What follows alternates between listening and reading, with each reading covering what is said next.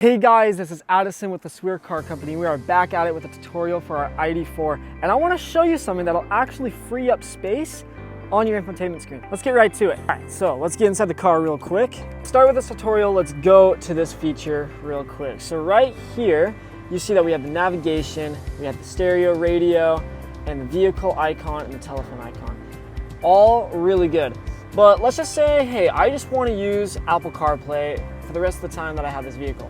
Well, you can go right here and hold right there with your finger and press the delete button, and you can actually add other types of media right there. You can customize it to your needs and to your wants. This is just a prime example of how much you can customize in this car. There is so much to learn, and there are so many different features. And if you guys want to learn more, we have tons of videos on our Instagram, Facebook, YouTube, website, so much going on.